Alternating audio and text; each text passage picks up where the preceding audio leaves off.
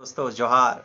मैं मेरा मुख्य कारण आज हमारे चैनल में आने का सबसे बड़ा कारण ये है कि मैं बहुत दिनों से ये सोच रहा था कि एक्साइज कांस्टेबल के बारे में कुछ अपडेट आएगी तो मैं आऊँगा। और आज एक अपडेट आई है, उसमें बताया गया है कि इसमें मुख्यतः मैं 2 पॉइंट पे बात करूँगा। एक पहली कि एग्ज़ाम और रनिंग। ठीक है, एग्ज़ाम तो अभी होगी ही नहीं, जब तक रनिंग नहीं होगी तो एग्ज़ाम तो होगी नहीं, होनी से रही। तो सबसे बड़ी बात ये है कि एग्ज़ाम जो होगी वो एग्ज़ाम करीब, जैसे मेरे अपडेट के आधार पे मैं आपको बताना चाहूँगा कि एग्ज़ाम जो है वो सितंबर के लास्ट वीक और अक्टूबर के फर्स्ट, ये 2 वीक में एक संभावना जताई जा रही है, बट नॉट कंफर्म कि कोई वैसा ऑफिशियल अपडेट नहीं आया है। लेकिन मैं आपको बताना चाहूँगा कि ये ऑफिशियल अपडेट जो है अभी करीब 1 या 1.5 महीने, जब तक कि अभी आप जान रहे हैं कि एक केस की सुनवाई चल रही है, उसके बाद ही कोई भी ऑफिशियल अपडेट आएगी। और उसके बाद ही आपके एग्ज़ाम की डेट की सुनवाई, मतलब एग्ज़ाम की डेट डिक्लेयर की जाएगी। और एग्ज़ाम की डेट डिक्लेयर करने के बाद, जैसे ही एग्ज़ाम के डेट के बारे में आपको बताया जाएगा, उसके तुरंत बाद 1 या 2 दिन में आपको एक ऐसी ऑफिशियल अपडेट आएगी जिसमें आपको आपके एडमिट कार्ड देने और उसके एडमिट कार्ड से रिलेटेड कोई भी सूचना जो होगी वो आपको दी जाएगी एक ऑफिशियल अपडेट के साथ। और 1 सप्ताह के बाद ही, एडमिट कार्ड देने के 1 सप्ताह बाद, चूँकि हम लोग जान रहे हैं कि इस बार उत्पाद सिपाही में जो है वो सिर्फ झारखंड के लोगों को ही भरने का मौका मिला है, तो ये सबसे बड़ी खुशी की बात है सबके लिए। तो जो एडमिट कार्ड जो दिया जाएगी तो ज़्यादा दूर तो जाना नहीं रहेगा, काहे कि सबके लिए अपने अलग अलग जगह पे अपने रनिंग ग्राउंड बनाए गए हैं।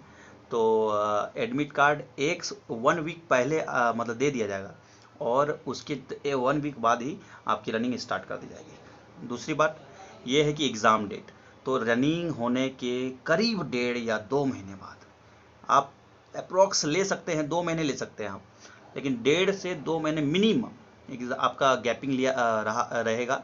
और उसमें गैपिंग के बाद आपको मिनिमम 1.5 महीने के बाद आपका रिजल्ट डिक्लेयर तो वहीं पे हो जाएगा कि आप पास हुए कि नहीं हुए, लेकिन एक फाइनल रिजल्ट बनता है ना, वो फाइनल रिजल्ट बनने के बाद फिर से एडमिट कार्ड दी जाएगी आपको एग्ज़ाम के लिए। रनिंग के बाद का जो एग्ज़ाम होगा आपका, मतलब जो पीटी हो, मतलब जो आपका सीबीटी एग्ज़ाम होगा, या तो ऑफलाइन भी हो सकता है, पता नहीं, अभी कुछ बताया नहीं गया है। लेकिन उस एग्ज़ाम के लिए आपको फिर से आपको एक ऑफिशियल नोटिस आएगी, और उसके 1-2 सप्ताह के पहले ही आपको एक एडमिट कार्ड उसके उस एग्ज़ाम के लिए दी जाएगी।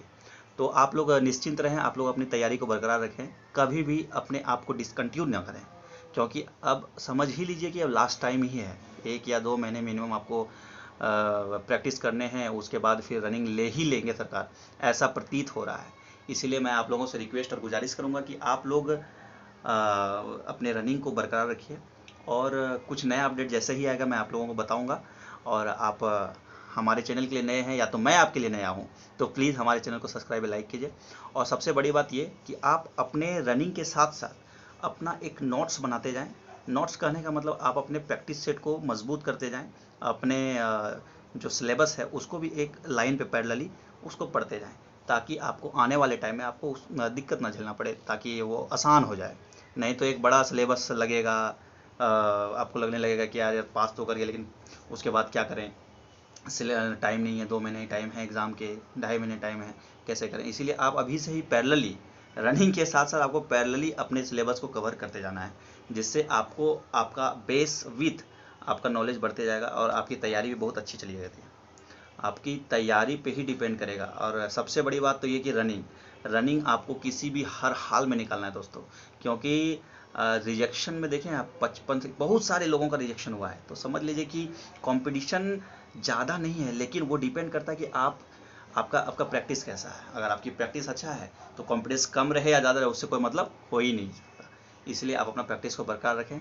फिर मैं आपसे मिलता हूँ। जोहार, जय हिंद, थैंक यू दोस्तों।